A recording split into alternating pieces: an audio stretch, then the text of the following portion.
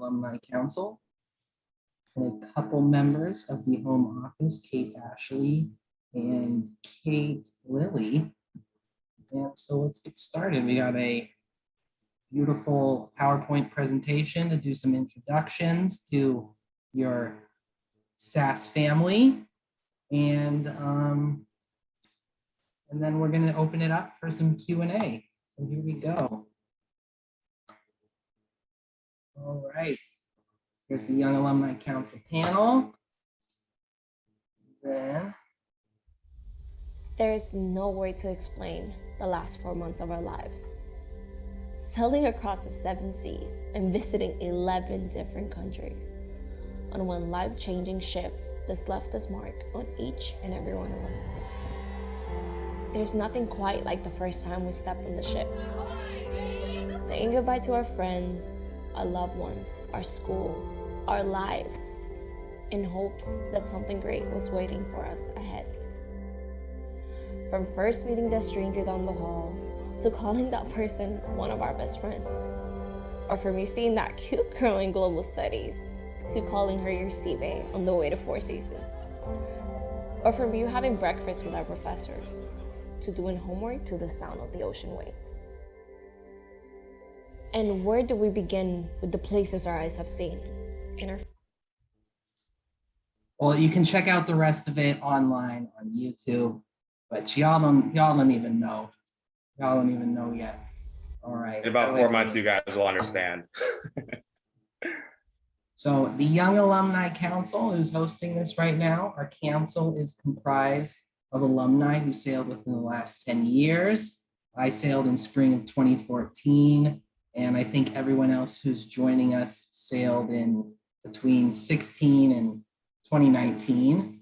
As a group, we strive to create a sense of engagement and belonging for current and future alumni, outreach and interaction with people to extend the sense of community past just your voyage.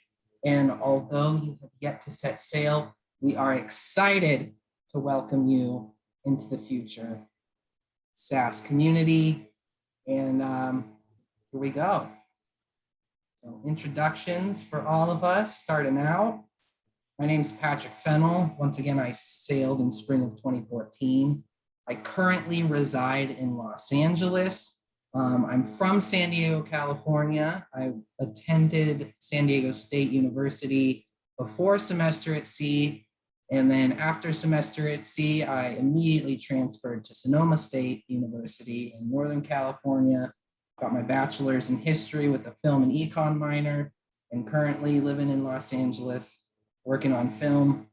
You can also see my email there. Everyone's email will be listed. Feel free to reach out to any of us.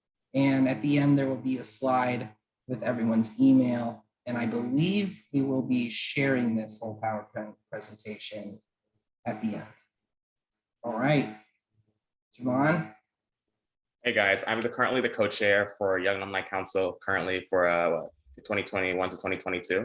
And so currently I'm based out of Fort Lauderdale, Florida, and I did semester at sea back in spring 2016, the first spring voyage and across the Pacific on the new ship, right?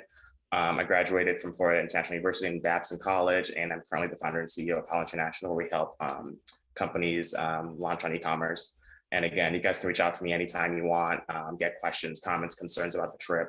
I'd gladly be able to, share my experience with both of you or all of you. Thank you.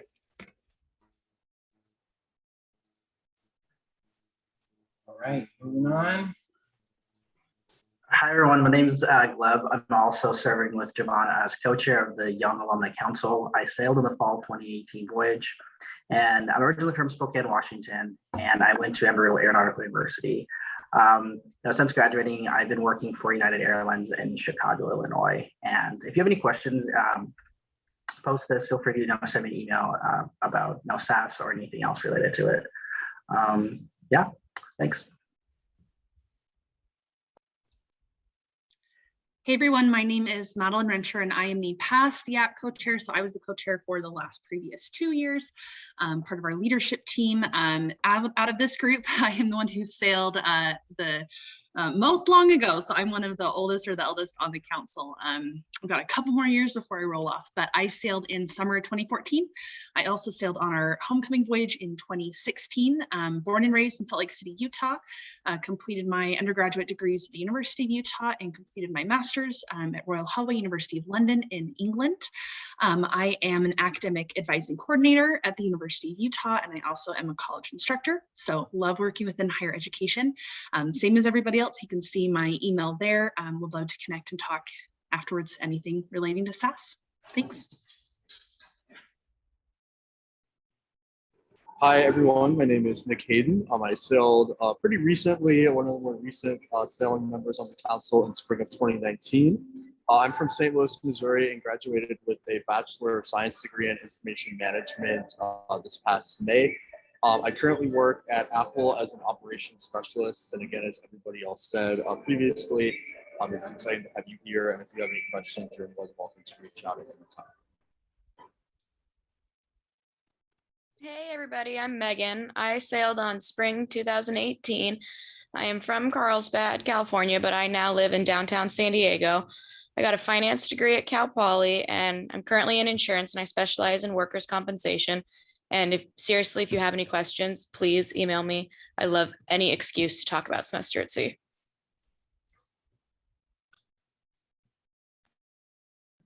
Sorry guys, hi guys, my name is Mia. I was on fall 2019. I currently live in Austin, Texas, but I am moving to Houston in 2 weeks because, as it says in my bio, I am finishing up my bachelor's degree in nursing in the next 2 weeks, and I will become an oncology nurse there. I sailed on SAS in fall 2019, like I said, as a postgraduate. So I finished my bachelor's degree in biology, then got on SAS. Any questions you guys have for me, especially about medical stuff not related to COVID on SAS? I went on SAS with 2 autoimmune disorders. It was kind of complicated, so I'm happy to answer any questions related to like disabilities or specialty medication things on SAS. You're going to hear this a million times tonight. Please don't hesitate to reach out to us.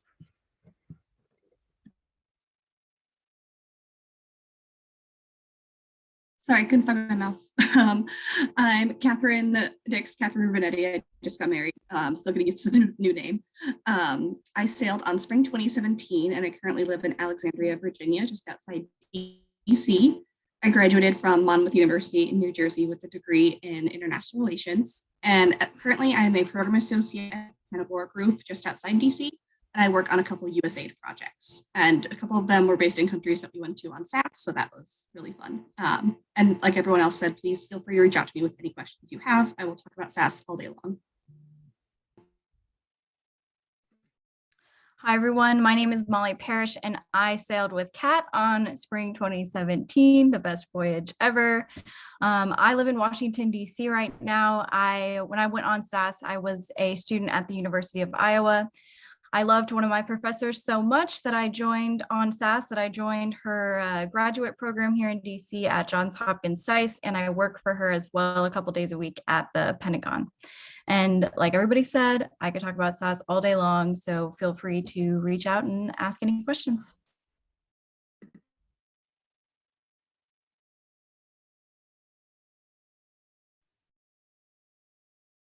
Hi, I guess it's my turn.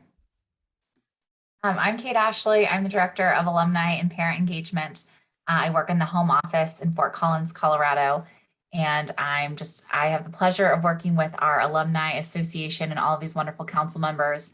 And I'm just really excited to support them and supporting you. And we can't wait to see you on the ship very soon. Hi, everyone. I'm Kate Lilly. I think I've been in touch with many of you preparing and going through all these steps and all this long year approaching your voyage. I am an alum of the program. I sailed in spring of 2007 and then again as a staff member in the field program office in spring 2018. So I have been on your ship, the MV World Odyssey.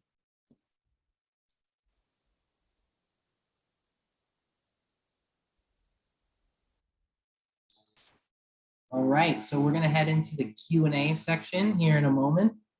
If anyone has any questions that are burning, please feel free to drop them in the chat. We're gonna be answering as many as we possibly can tonight. sorry, no, let's just get the elephant out of the room real fast. Any COVID related questions, we can't really answer at the moment, but feel free to reach out to the Semester at Sea home office, and I'm sure they will be inundating you with a bunch of information either way. Okay, so I'm gonna leave up the contact information for us for a moment. If any of you want to take a picture of it, if you think this is a lot of introductions, get ready for your first day on SAS, let alone the first week. That'll be a lot. So, yeah, let's take it away with questions here, I suppose. Starting out, one of our first questions is, how did you plan what to do in country? So I will pass it off momentarily to someone else in the council if they feel like chipping in. As far as planning what to do in country, personally, I only made one or two things that I really wanted to do. And besides that, any planning was more or less fruitless. Having met new people, getting onto the ship, and everybody wants to do different things, and some people have better ideas that you might never come up with. So once again, we will be sharing this PowerPoint at the end of the session here, and you'll have access to all these resources that are listed. That's great. Okay. Patrick, I can chime in on this a bit if you want. That'd be great. Let's do it, Mia. So I started off thinking, I booked a bunch of field programs. I had basically kind of figured out every day in port before I went. And I quickly realized after literally the first port, I didn't want to do that, because the thing about booking field programs is some of them are amazing. Some of them I kept. They're really great. You get a lot of once in a lifetime experiences, but a lot of times you're going to make friends on the ship and you're going to end up wanting to do stuff with them. So don't book a lot of stuff before you get on the ship, because once you kind of find your ship family, you'll do a lot of stuff with them in port, and it'll be kind of what the group wants to do, and you'll have plenty of time to plan on the ship. There are computers available for you there for you to book hotels and trains and all that. So that was another thing I was worried about. It's not hard at all. And also on my voyage, I think it was first time on mine, if you have field programs booked and you don't want to use them, you can put them in a donation basket for someone else to pick up. So like, let's say I didn't want to do like gingerbread making in Poland. That was one thing we had on mine. I could drop in the basket and Patrick could pick it up, sign his name on it, and he could go make a gingerbread house in Poland for free. So don't book some field programs. Don't plan every day before you go. I can chime in on this one too. What we did is when we get into port, we'd spend a couple hours planning the next port and then send all the info to our parents, and our parents would book everything for us and then C-mail it over to us when we were at sea. So we had everything.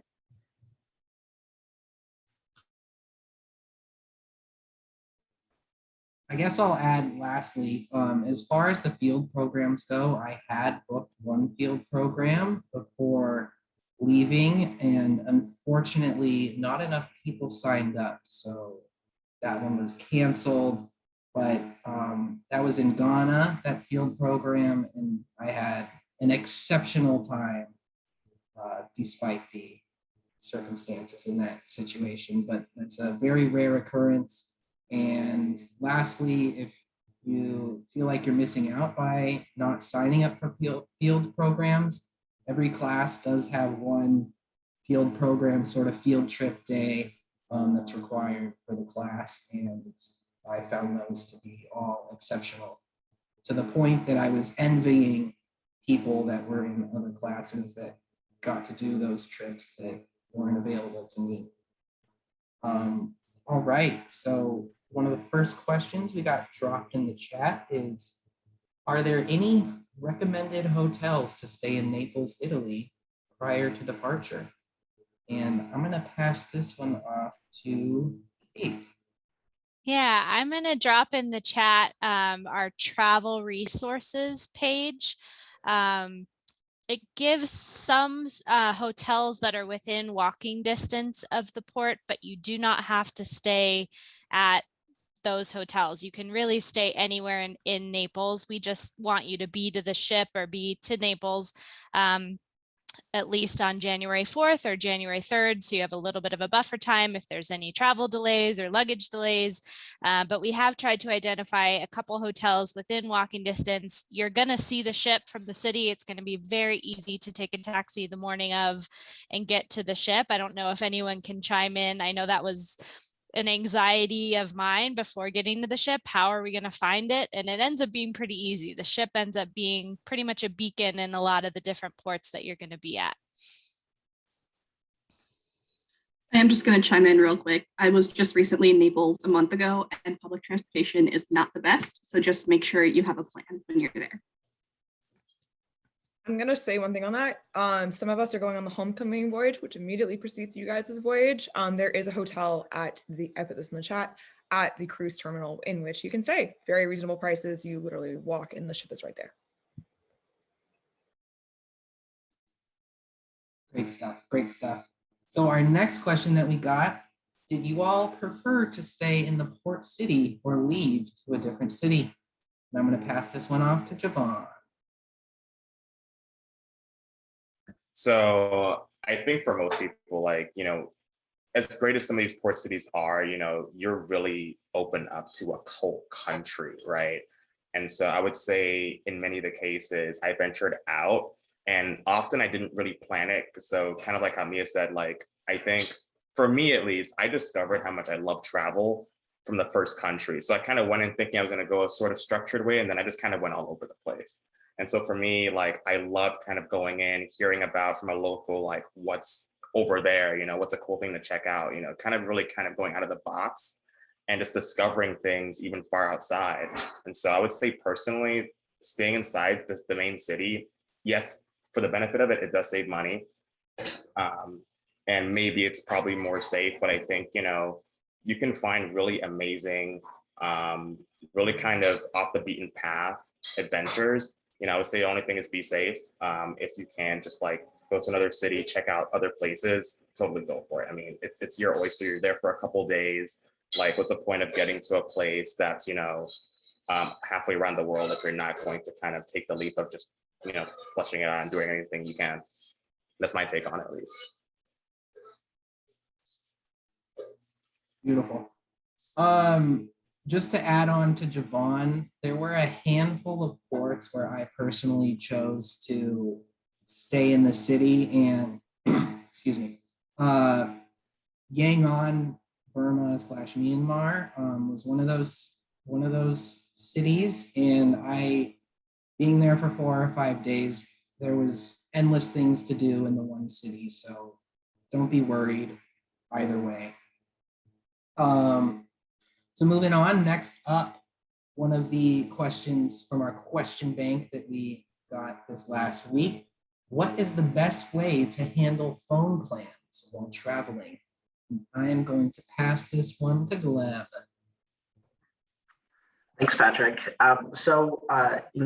Most of you, will be traveling through, these different countries, and, phone plan is a big thing to consider. I know we have a couple other folks who are going to add to this, but there's a couple of things that you can do. I know companies such as T-Mobile actually offer free international roaming. If you go with any other companies such as Verizon, you will have to pay.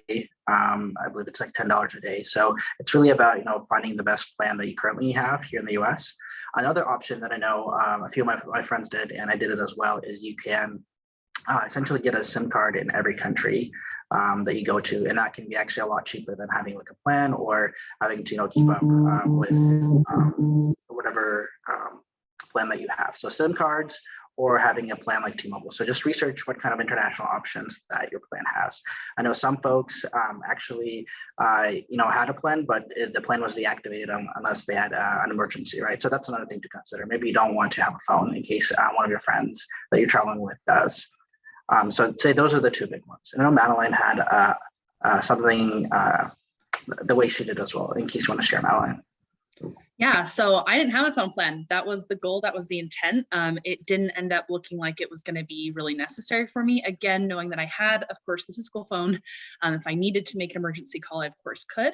But really, it was enough that I was able to stop by a coffee shop somewhere with Wi-Fi, utilize that for an hour or so to do what I needed to do. But really, it worked well for me to just kind of explore, again, look things up ahead of time. Depends on how long you're in ports for, right? How much prep time you have, things like that. But know that it's not required to have a phone plan, right? You'll probably, with the way that friend groups end up, you'll probably have someone around who's got a phone plan. And like I said, you can always turn that like airplane mode on and off to make sure you're able to make an emergency call if you need to. But yeah, I didn't even have one. So that was my experience. Yeah, and I'll just chime in here as well. If you do decide that you want to change SIM cards in each country, which is totally acceptable. As Javon mentioned in the chat, make sure that you check with your current carrier to make sure your phone is unlocked. If it's locked to your current carrier, you'll be unable to do that. So make sure you check that out before you get to the ship, because it's very difficult to troubleshoot anything tech related once you're there. Beautiful. All right, so moving on. Open-ended question. Does anyone have tips for budgeting in the ports and figuring out how much we should plan to spend for the entire semester?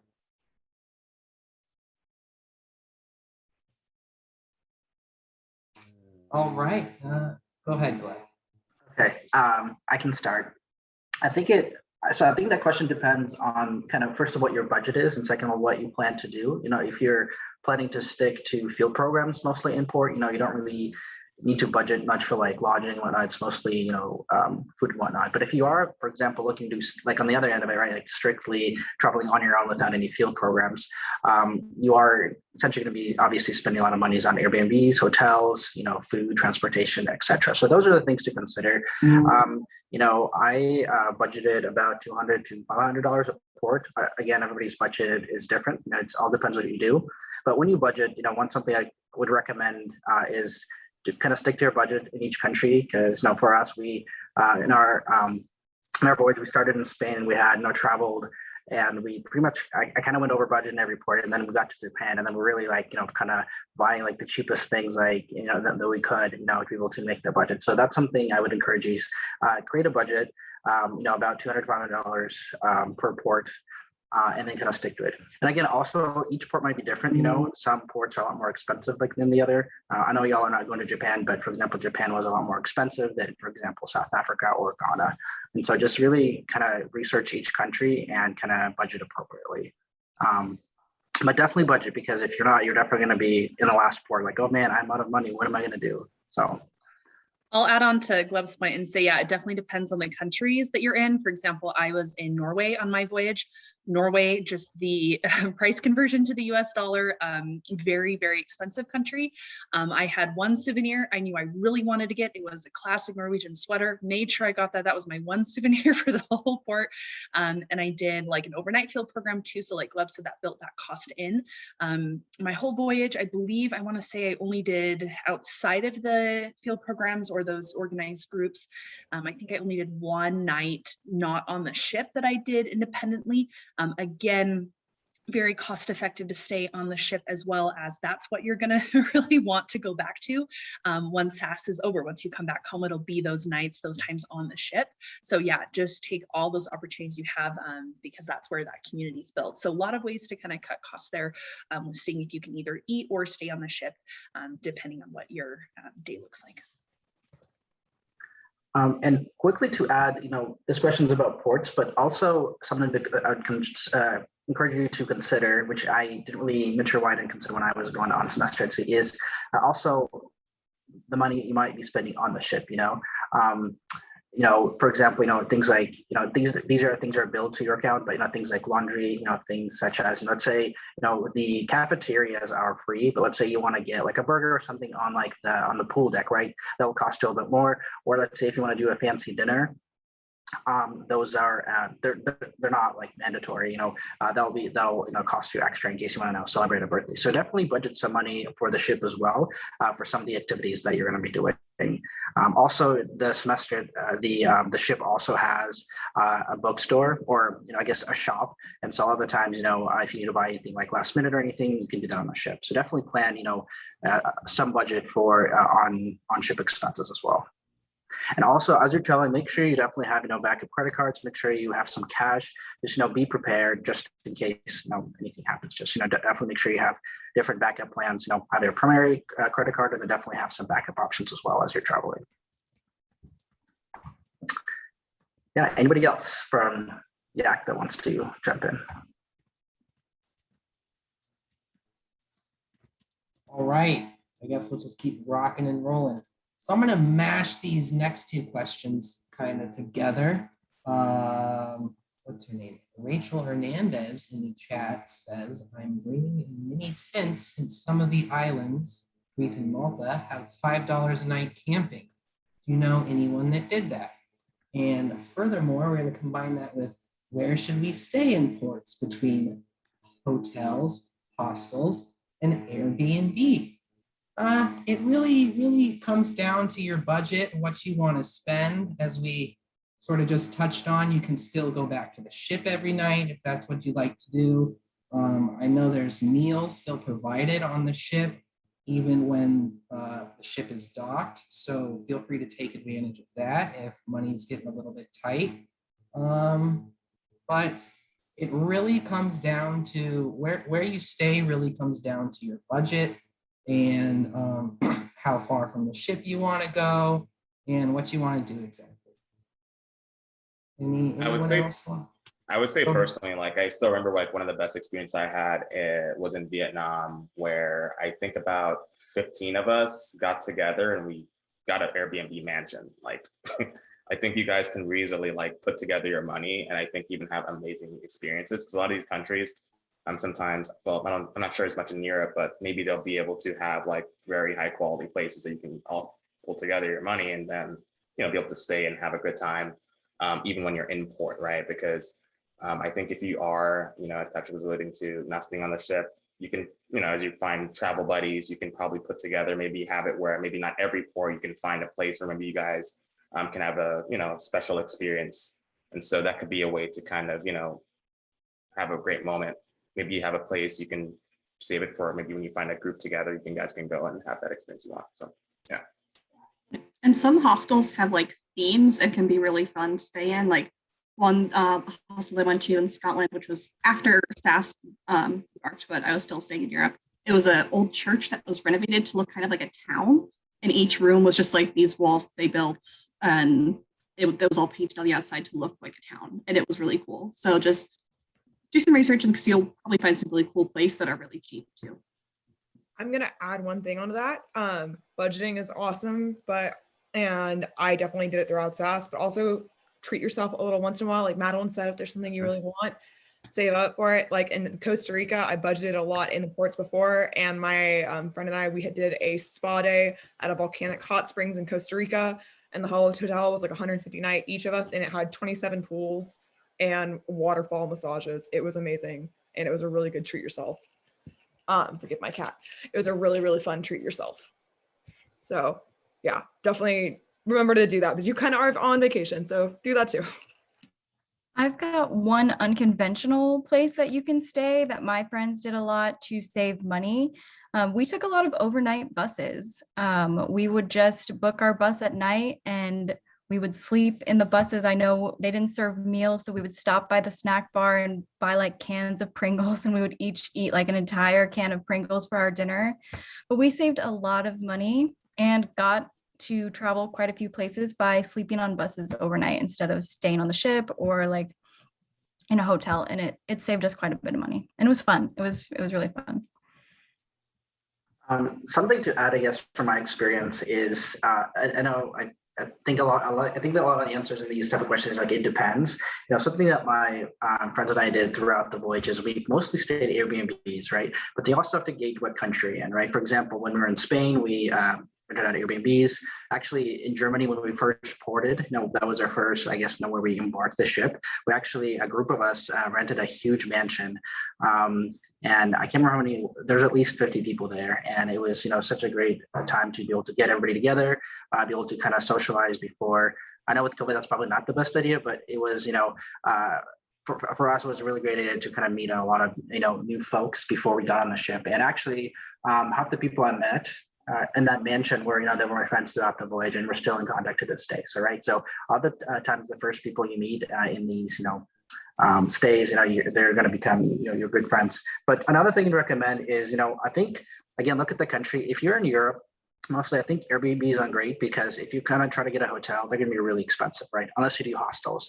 So Airbnbs on your own or with others are going to be pretty, good in terms of like budgeting. However, certain countries, when we traveled, certain countries, hotels were better just because we maybe didn't know the country well, or we didn't really know, just kind of like for safety and whatnot. So definitely kind of check, kind of where you are, for example, if you're going to be anywhere, I think in Europe, I think Airbnbs are going to be a pretty good bet. Yeah. But, also just make sure you know where you are, for us in India and Vietnam, we got hotels, but everywhere else, we were really, getting Airbnbs. So something else to think about. Wonderful. There's a whole array of answers there for you. I think Molly touched on my favorite way to troubleshoot is you're trying to go out of the city and ball on a budget, do those overnight trips, and you can rest when you get back on the ship. All right, so moving on from that, we're going to talk about packing and what may have you. So first off, we'll start off. Do we need to pack any formal clothes? And I'm going to pass this one to Matt. All right, so formal clothes convo. You will have what's called the Alumni Ball. So this is a fancy event towards the end of your voyage where you get to dress up, have a meal with your friends, everything like that. And it's signifying, hey, you're becoming an alumni at the end of this voyage. So what I would recommend, I'm definitely the type of person that when I have an event coming up, I kind of want to see what's the attire, what are people going to be wearing, right? I want to be dressed appropriately, or depending on what is comfortable to me, what I want to wear. Definitely look at pictures online you can just look at semester at sea, like Alumni Ball. For women, again, and for men too, it's really bring what you're going to be comfortable in and what you feel confident in, right? Just with like, your normal kind of everyday clothes and things like that. But for me personally, and anyone can hop in kind of with what they had brought, but what I'd seen on my particular voyage, I did bring a pair of heels for only that one day, as well as a dress that I was really excited about. So again, just a dress and heels. So dress, skirts, suits, pants, like really it's your decision about what you wear. But people do tend to be on the fancier side for that event. Again, knowing that this is a fun kind of dress up, you'll get all the pictures and things like that to remember semester at sea from. So it is recommended that you do have at least something in mind that you want to wear for that event. Anybody else, especially Javon, Patrick, Nick, if y'all want to speak to another type of dress would be helpful too. Yeah, I guess I can pitch in, and then anybody else feel free to pitch in. So actually to everything that Alan said is perfect. And to add to that, in my experience, I actually dressed up on several occasions throughout the voyage. And so you're not gonna just be dressing up for one event. For example, I kind of helped host the I organized and helped host the talent show, right? So we all everybody who planned that or who emceed that, we dressed up for that, right? For example, whenever you do fine dining, I'm not sure if it's mandatory, but we all dressed up, right? Or if we wanted to take pictures, we'd always dress up. And sometimes, if you want to do certain things in countries, maybe do some fine dining, you can dress up, right? So I feel like, throughout my voyage, I found many, many reasons to dress fancy, right? So a lot of the times, it is something that I would encourage you to bring. And you could bring, a suit jacket. You could bring just like one, for me, I had like just really one really nice shirt that I, had, I think 2 ties. So I was able to kind of match that and, have like a little suit jacket. So that's something else that you can bring as a guy. And, definitely, and you have to bring a suit and tie, right? Just, I think there's gonna be many opportunities to be fancy. And I just encourage you to kind of explore your style and just, dress up fancy and however you see that. Definitely don't feel overwhelmed or go wild with like feeling like you have to pack all these fancy clothes again, like the tuxedo, the fancy ball gown, like that's definitely not the vibe. That also reminded me for one of my classes, we went to the Scottish Parliament. So that was definitely something where I had a different dress on hand, not the Alumni Ball dress, but just a nice like knit dress, some nice ballet flats, things like that, that looked, kind of like either business casual, or it looked like, we were in more, kind of important type of place. So yeah, definitely something like that, whether it's like a formal dress, something that you'd wear to like a dance, or something that you're excited about bringing, as well as like some business casual, or something that you feel you could go into a more formal event, maybe like a meeting, right? Or if you and your friends get a reservation for like a fancy dinner. And just to give you some context, I think I've only dressed up fancy like 3 times the entire trip. So please don't feel like you have to bring like, I don't know, 5 outfits. Seriously, one ultimate like cocktail attire thing that you want to be like remembered for. And then like 2 more things, maybe just for like, the field programs, as Molly Parrish also mentioned. You might meet with people, like if you're going to meet maybe a head of state or something. I got to go to what's it called, Desmond Tutu's house, so it's like I had to look nice for that. Some things happen. Oh yeah, he might not be on your trip, but my point is basically be prepared to have at least maybe 2 or 3 different things. Just yeah. So Javon's heads of state, mansions. Love this, Javon. You're setting the bar super high.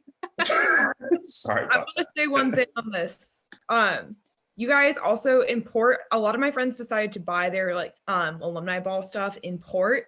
And some of the skirts and dresses they got, I was very jealous of. I wish I had just gone shopping in another country, because like some of the skirts in Ghana were stunning. Some of the stuff that like my friends bought in Costa Rica, I hate them for because it was too pretty. And also, if you're planning to go to churches, mosques, remember that some of them do require closed-toed shoes and covered shoulders. So like with heads of state, basically just have one outfit at least that would be considered appropriate and modest no matter where you go. Yeah, I'll add on to that, Mia. I've traveled externally from SAS in a lot of places that was also something to keep in mind. Like a shawl or a long scarf, that's also something you can tuck in your bag, tie around the strap of your bag, put in a backpack, something like that, to just kind of throw on if you're in a situation you need to quickly have that, tie around your waist as well. So like a longer piece of material can also work for that. If I can add one last thing, this is like advice I wish I would know before I went on semester, is less is more. I think I brought 2 big bags, big duffel bags of clothes. And so looking back, it was great to have all those clothes, but I feel like I could have totally went, with half the things I had. Just because, you're going to be traveling, you're going to be buying things, and it's also a lot of laundry to do. So just keep that in mind, is less is more, so if you kind of keep your outfit simple, if you have maybe like a variety of different clothes, maybe like a week or 2 worth, I think it's going to be great. And so definitely, plus, you have very limited, closet space as well. I actually took my closet space and a bit of my roommates as well. So definitely, I would say plan, less is more. That's something, I wish I've done on my voyage. And again, you are going to be buying clothes in port as well. So your closet is definitely going to expand. And you'll see it in the chat as well. You'll see duffel used over and over again. There is a reason for that. I sailed on our previous ship, the MV Explorer, different setup now that's on the World Odyssey. Hardcover suitcases do not fit well. You're going to want like a rolling duffel, a collapsible duffel, something that isn't going to have that kind of hard shell. It will fit easier under beds and under places where obviously you're not supposed to be able to collapse a hard shell suitcase. So keeping that in mind as well. Yeah, as someone who sailed recently on the World Odyssey, will just note that they're not kidding when they say that like an actual like hard suitcase will not fit underneath the bed. It will not, and that's going to take up very precious space in the cabin. And you're going to have to sort of move around that while you're trying to get ready with a roommate, or maybe 2 roommates if you have a triple. So definitely, please, bring the rolling duffel bags. If you don't have one, you can find one pretty cheaply on Amazon. It doesn't need to be anything nice, but just something that you can fit underneath the bed. And the only note that I will make on packing is definitely make sure that you don't overpack, because if you're going to be acquiring a lot of souvenirs, and you're going to have to get all of that stuff off the ship to take it back with you to the US once you finish. So just keep in mind when you're packing, when you're buying stuff in port, that whatever you buy or acquire, you're going to have a way to get it back to the US. One thing that I know we're probably talking about this a lot, that was the best advice I ever got, was pack 1 duffel of clothes, 1 of like toiletries, snacks, that kind of stuff. So as you use your snacks, you use your toiletries, you can replace that with souvenirs, and it's 1 less heavy bag to bring back. And also by having a 1 duffel limit, you're not going to overpack. And the best piece of advice I got was bring a backpacking backpack. That will be your suitcase in every country. You will not waste your time with whatever cute little carry-on you brought with yourself. That backpacking backpack will go everywhere with you. Yeah, get one that basically it redistributes your weight to like your waist, because trust me, I've been travel with people, you know, we traveled overland for like 4 days and they're carrying their book bag and they had back pain like most of the voyage. Like, get an actual dedicated travel book bag. It doesn't have to be huge, because I've seen some people in one port carry like a 70-liter backpack and it was like a super small girl and I was like, it's bigger than you. Don't go overkill. Just get something that's going to protect your back, redistribute the weight to your waist, and that's going to protect you a lot. All wonderful answers. So let's pivot away a little bit from packing discussion to a degree. Just remember that you're going to be in countries that have stores that have the same products that are in the US or like slightly different. Don't worry too much about it. I would even recommend underpacking to a degree, as people were alluding to. There's plenty of souvenirs to buy. They have clothes in other countries, and some of them are going to be more awesome than you can get here, and you might regret not being able to get them. But to pivot just slightly, personally, so I had 2 duffel bags when I went on semester at sea. I am type 1 diabetic, so if anyone has medical questions that they need answers, feel free to reach out to me and also Mia, and I'm going to pass it to her in a moment. But just as an example, one of my duffel bags was filled with clothes and my amenities, and the whole other duffel bag was filled with diabetes supplies that slowly emptied out over the course of the trip, and that second duffel bag was entirely full of souvenirs by the end. So don't really worry about overpacking. On that note, I'm going to pass it to Mia. Okay, guys, hi. I have rheumatoid arthritis and Sjogren's syndrome. They're both autoimmune disorders. One attacks my joints, the other attacks my salivary glands and my eyes. So I'm obviously living my best life every day. With me, my biggest thing was also packing a lot of OTC medications. So things like Advil. I get a lot of things like indigestion. I have a lot of headaches. I have really horrible migraines with auras. I have obviously a lot of joint pain. And I also, and because I was going to go to nursing school, I also wanted to just kind of bring meds to kind of be prepared for everything, because the ship's clinic, when you're in port, at least on my voyage, it was only open 1 hour in the morning and 1 hour in the afternoon. And when you've got a bad headache, when you've got a bad stomach ache, you don't want to be waiting around the clinic to open and hope that they can give you that. So I, like Patrick, I brought a lot of meds that I knew I would need.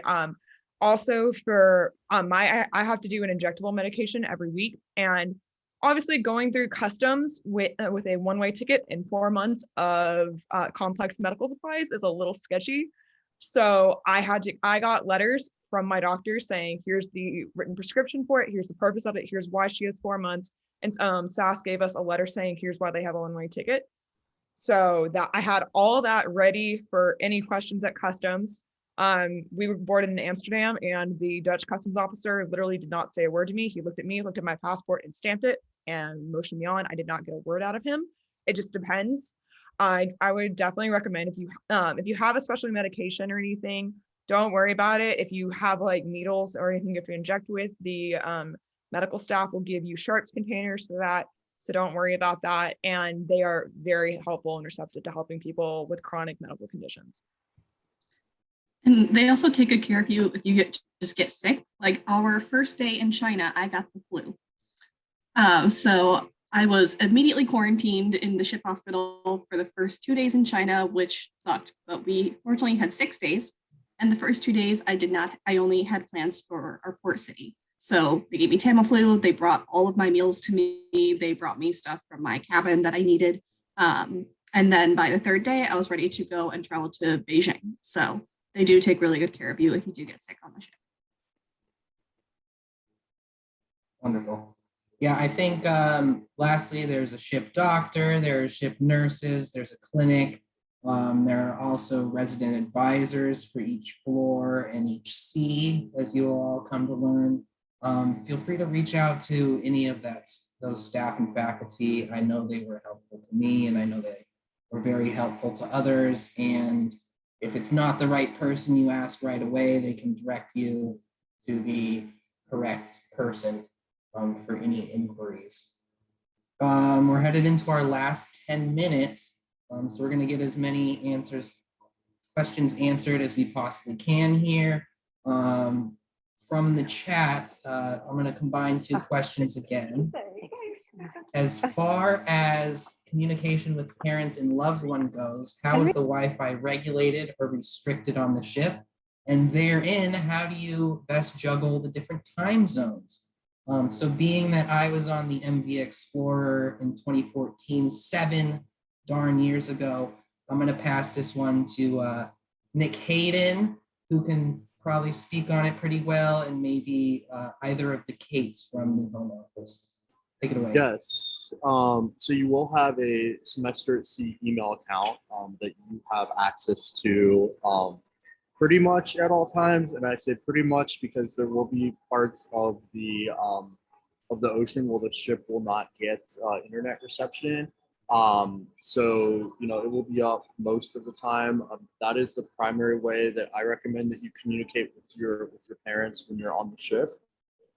It's the easiest way, and it is completely free.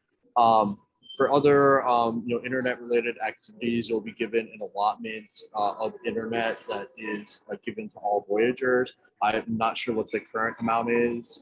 It varies from voyage to voyage, but you can use your allotments to take care of any sort of internet-related needs that you have. But I would say that the internet on the ship is extraordinarily slow.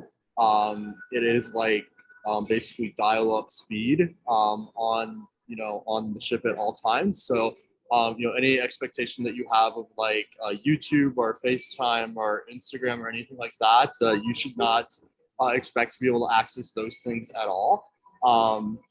So I would just say, like, primarily use your C-mail to communicate with anybody, and then if you do have a situation where you need to make a phone call, you can buy a calling card from the purser's desk, and they'll preload it with a certain number of minutes. And then you can use that card to dial out on your stateroom phone and call anybody back in the US or anywhere in the world. But the number of outgoing lines on the ship is limited. So if there's other people that are currently trying to attempt to use the phone, then you may have to wait before you can make a phone call. But that is an option if you need it. Yeah, I'll jump in here just briefly. This is actually where Spring 22 Voyagers are going to have a little bit of a leg up on our alumni. We had a pretty major upgrade to the internet system on the ship this year while the ship was in dry dock and not being used. So there actually are going to be a lot of different internet plans that you can purchase. I am recommending that you take a look at the ones posted now because they have an early booking deadline of December 5th to purchase upgrades to the internet if you want to have more bandwidth and be able to do more of social media or your own travel searching while you're on the ship. So I posted in the chat the link to our Tech at Sea page. And the other new thing is we have a sea chat feature this year where you're going to be able to instant message each other and not rely so much on notes on doors. So you will have a lot of connectivity on the ship.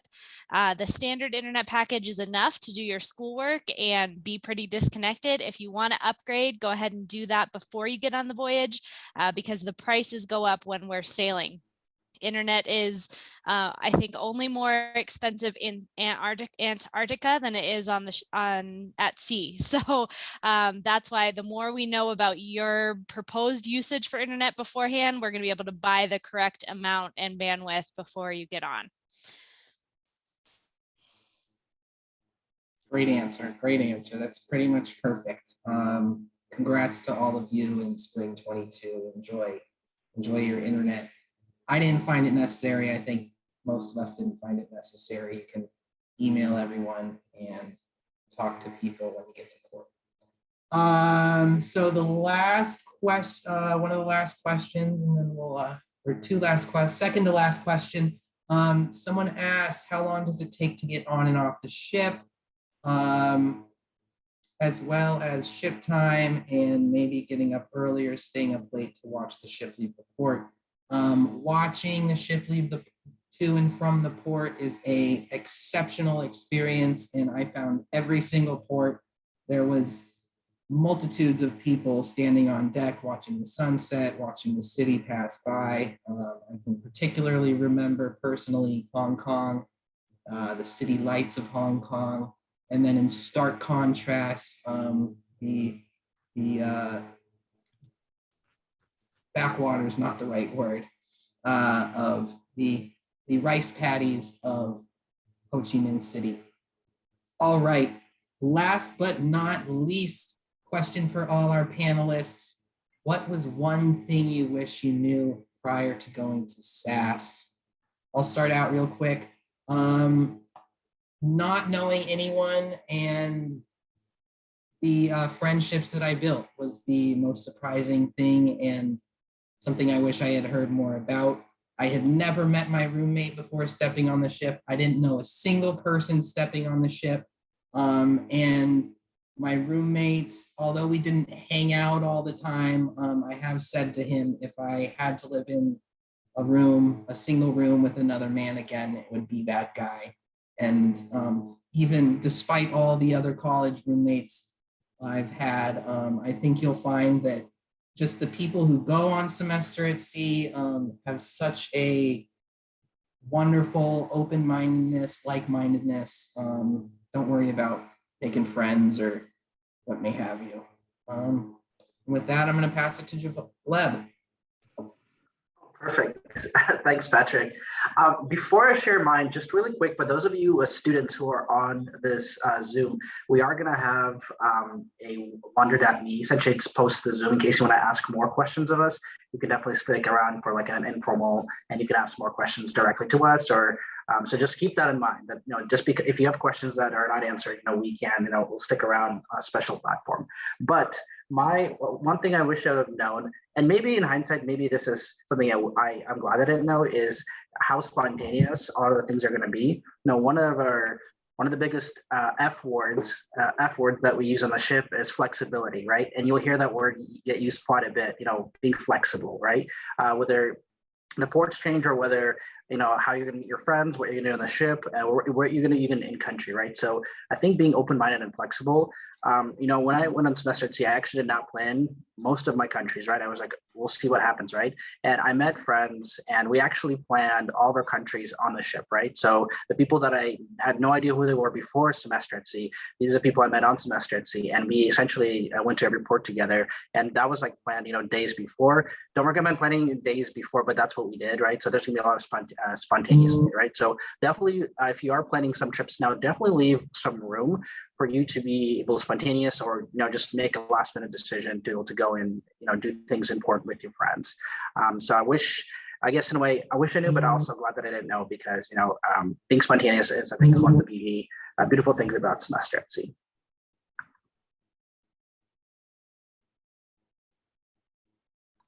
And I will. Yeah, go ahead. Sorry, I'll go next. Love all of this. Mine's going to be a little bit random. I promise it has a point. Something that was told to me, and I'm glad that I did know ahead of time, was to actually bring with me a USB. And actually, I still have it with me. I carry it with me. I literally just put it in my wallet, just a tiny, tiny little USB. That worked really well for transferring photos with friends on the ship. So I brought a DSLR, so a pretty high quality camera, high resolution, right? You're not going to want to email those. You just lose photo resolution and it just takes forever. So it was easy to just be like, yeah, give me your computer. I'll put your photos on there. Easy transfer. Was super easy to get photos, documents, files, anything that you needed to share with someone on the ship. So you're not utilizing, kind of having to send it through the waves through email. So little tiny USB drive worked really well. Someone told me about that. So I'm always wanting to share that random tidbit of information, as well as the snacks. Like people say, bring snacks, but definitely a USB. So share that around. Make sure you grab one of those. Really nice. Yep. Also airdrop parties, as I'm always putting in the chat for those that have Apple products, things like that. So yeah, just a good thing for just to kind of keep in mind and have.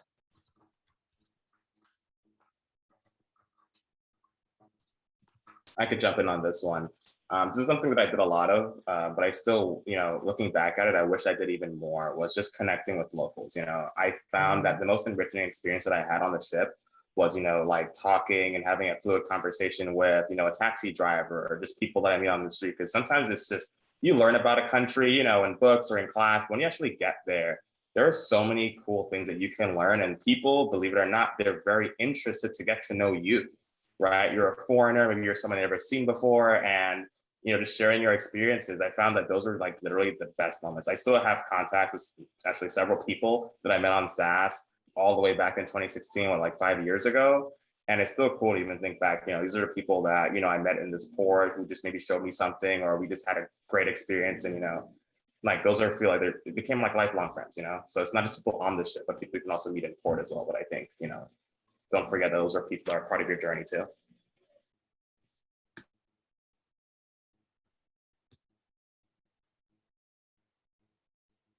Megan, Mia, Molly. Okay, I can go. So I actually wrote a list of this today for you guys. So I just have a quick few ones. Be flexible. Semester at sea is all about flexibility. Things will come and change. Like for us, we were supposed to go through the Kiel Canal, but we didn't. We were supposed to go to this one port in Poland, but we didn't. Semester at sea is learning to go with the flow, and it's part of the experience, and it really teaches you a lot. I know in my nursing job, it has really saved me having that flexibility already. Step out of your comfort zone. I was a really picky eater before I went on semester at sea. I thought I would starve in port. I didn't, and it forced me to be an adventurous eater. And now I will eat basically anything. Bring a blanket on the ship. You can buy these in the ship store. Blankets make your room feel a lot more homey, and they're great for stargazing because the ship will have stargazing nights where they turn off most of the ship lights and you lie on your back and you look for stars. Also, do not bring new shoes on the ship. This is not the time to like work in your new Vans. Oh my gosh, you will get blisters and you will hate yourself. Do not do this. So also, I have a website I created for future voyagers. I will put the link in the chat. It has a lot of stuff that's helpful to know. I hope Young Alumni Council, I hope this is okay that I'm putting this. It's called sasguy.org. Please don't hate me. I love you guys. One of my favorite things that my roommate and I did is we got up every day for every sunrise. And you will be tired on ship days if you do that, but it was the most amazing thing every morning just to see the sunrise in the ocean, just in the middle of nowhere. And I was scared to death to go on semester at sea. I didn't know anyone. I was the only person from our university. And it's been almost 4 years for me, and I still think about it every day. It's the most amazing 4 months of your life. So good luck, you guys. You are so lucky. I wish I was you. 100% agree with Megan. Yeah, I would say one thing that I wish I knew was whatever you're worried about that might go wrong, it'll work itself out. Like I definitely have anxiety, and I was super anxious going like on the bus ride to the ship because I was like, I'm about to go live on a ship in the middle of the ocean with people I've never met. What am I thinking? And like Megan said, it's just the best experience, and I still think about it and try to talk about it every day. My friends definitely get annoyed with it. And make sure you talk to people that you meet. Like I on my tour of the Great Wall of China, we got it through our hotel, and we were on a tour with like a coach from the UK Olympics team, which was super cool. And then our tour guide gave us her phone number, which was super helpful because a few days later we were on a cab ride with a guy who did not speak any English. We did not speak Chinese, and we had someone write down in Chinese the name of the hotel and address that we wanted to go. And for whatever reason, he didn't understand it. So thank God I had that tour guide's number. I called her, we're passing the phone back and forth, and we got it figured out. So don't be afraid to talk to new people, and you will never know the skills you have until you have no choice but to use them. So it'll work out no matter what it is. I've got 2 points. One that's sort of just fun, and I'm looking at Mia's picture behind her there. One thing I wish that I had known was my very first day, my roommate and I were on the bus together, and we got to our cabin at the same time, and mine looked just like that. The couch bed is very underrated. It's very good. You can tuck yourself in behind that little part over there on the side. So that is a tip. The couch bed is underrated, and you should pick that because it is very good. My other point is that, kind of building off of what Kat was saying, is that things will go wrong, but they will work out. And you won't get to do every single thing that you thought you were going to get to do. Even they might be like things that are on your list that you're like, oh, I'm going to do this, this, this, and this. And you might only get 2 of those. You might get 3 of them. You might get to do all of them, but sometimes you won't. And in my experience, those moments were some of the most impactful and the most fun. Like, you miss a bus and suddenly you end up in a whole different city and you have a different experience than you thought you would. And it was better than you could have ever imagined. Or your port gets canceled like ours did. We were supposed to go to a port and we didn't get to go, and we didn't actually get a replacement, but we had a snow day in the middle of the Indian Ocean. And let me tell you, that was probably one of the highlights of the voyage. It was so much fun. So much fun. Yes. So even when things go wrong and you don't get to complete your entire list of must-dos, it'll be okay. You're still going to have so much fun. And sometimes those experiences may be even better than the experiences that you have dreamt up on your list. So don't get worried when things start to change. Yeah, I would just say that, definitely the people that I met on semester C, I'm still in touch with pretty much all of them. So definitely, build relationships. You never know like what people are going to do down the road. And, almost 3 years after my voyage, as I said, I'm still in touch with almost all of them. And that was definitely something I was not expecting. And the other thing that I would say is definitely, cherish your time on the ship. When you have it, and cherish your time in country, but you only get a very limited amount of time for your voyage in the ship. Everyone that becomes an alumni of semester C, I think, wants to go back to it, and it's a very difficult thing to do when you're not a voyager. So definitely, realize that it is a very time limited experience, and make the most of it whenever you can, because you're only probably going to get to do this once. So definitely cherish every moment of it, and stay involved with semester C after your voyage if it's something you want to do. Obviously, everyone that's on this council has decided that they want to do that. But if you enjoy it, don't be a stranger and stay involved. Wonderful answers from everyone.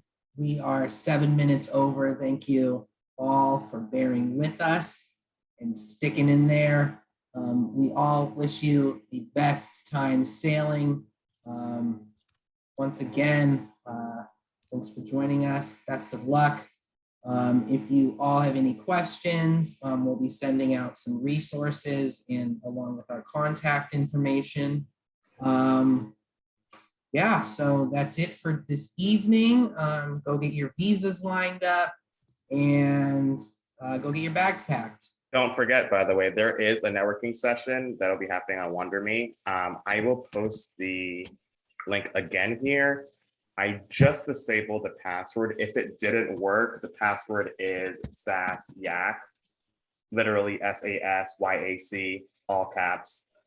Join in, and we'll be having a post networking social. Go to chat with all of us if you have any further questions.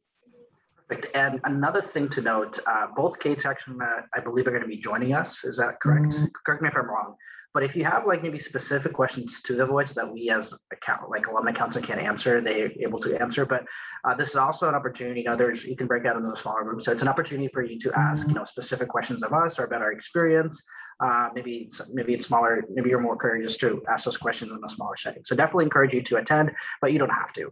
And so yeah, we're going to transition into that now. And I think I'll probably stick around, Joanne, if you want to go. I can probably stick around to see if anybody else can't get in and maybe help you get in. But yeah, that's perfect. Again, we are done. Patrick, thanks so much for moderating today. And yeah, if you want to join us, please join us at the networking session via WonderMe. And Javon just shared the link. Got it. And thanks you guys for coming. Really appreciate it. We hope you have an amazing voyage. And honestly, like many of us say, we're kind of jealous, but we're wishing you well, because honestly, man, it's the time of our lives. A lot of us still have it on our Facebook pages, Instagram, it meant a lot to us. So we're happy to help you give you a proper send off. Ron, the password still is needed. So everyone, that's SASYAC, all in caps. Perfect. Bon voyage, everyone. Thanks, everyone. See Bye, ya. Archie.